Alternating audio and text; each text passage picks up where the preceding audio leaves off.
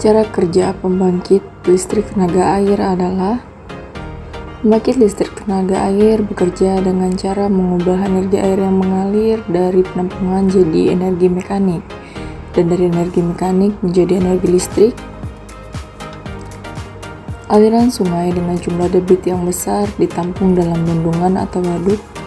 Air tersebut dilarikan melalui saringan power intake, kemudian masuk ke dalam pipa pesat.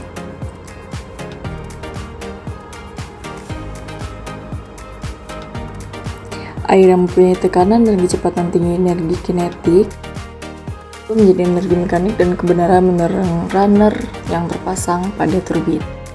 Gaya jatuh air mendorong baling-baling, mengubah energi kinetik dari gaya jatuh air tersebut menjadi energi mekanik.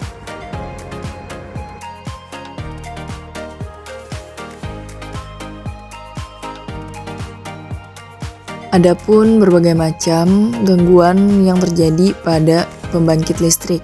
Yang pertama yaitu frame mover turbin. Ini adalah gangguan yang terjadi pada mesin utama atau pembangkit daya yang biasanya merujuk pada mesin pembangkit listrik seperti turbin atau generator diesel yang menjadi sumber utama tenaga listrik dalam pembangkit listrik.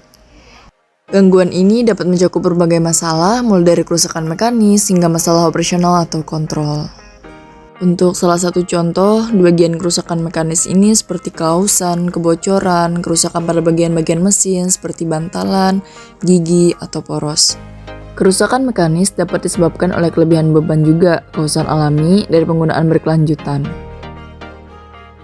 Kemudian, selanjutnya yaitu gangguan daya balik pada generator atau power reverse, yang dimana generator di sini berfungsi sebagai motor yang tentunya ini sangat berbahaya. Gangguan ini bisa dipicu oleh beberapa faktor, salah satunya yaitu gangguan pada sistem kontrol. Kegagalan atau gangguan pada sistem kontrol generator yang mengatur operasi rotor bisa menjadi penyebab utama, atau kerusakan pada sensor, aktuator, atau perangkat kontrol lainnya dapat mengganggu pengaturan yang tepat dan menyebabkan generator berfungsi sebagai rotor. Kemudian, overload atau beban lebih. Penggunaan generator di luar kapasitasnya atau beban yang lebih batas bisa menyebabkan gangguan daya balik. Ketika generator berfungsi sebagai rotor, kelebihan beban dapat menyebabkan peningkatan arus yang berlebihan dan memaksa generator untuk bekerja di luar kondisi yang diinginkan. Yang selanjutnya yaitu gangguan rotor yang terhubung secara singkat dengan tanah. Ini bisa menjadi penyebab serius dari gangguan pada generator.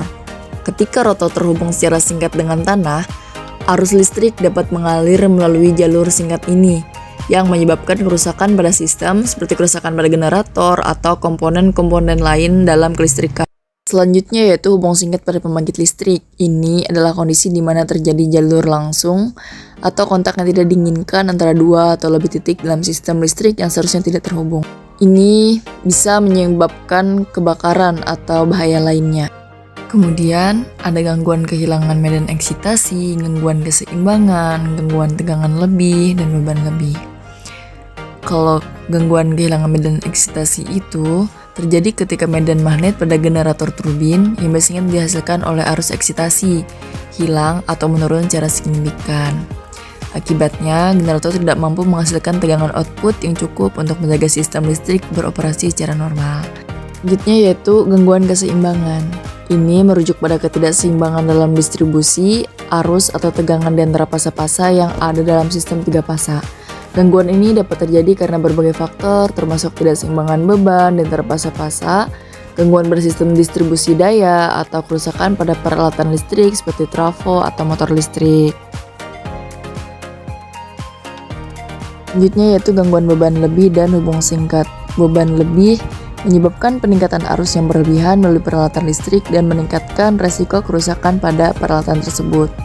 Kemudian, hubung singkat dapat menyebabkan peningkatan arus listrik yang sangat besar dan mengakibatkan kerusakan serius pada peralatan listrik atau bahkan menyebabkan kebakaran. Baik, berikut adalah penjelasan singkat tentang gangguan-gangguan yang ada pada sistem pembangkit tenaga listrik. Sekian dari saya, kurang lebihnya saya mohon maaf. Assalamualaikum warahmatullahi wabarakatuh.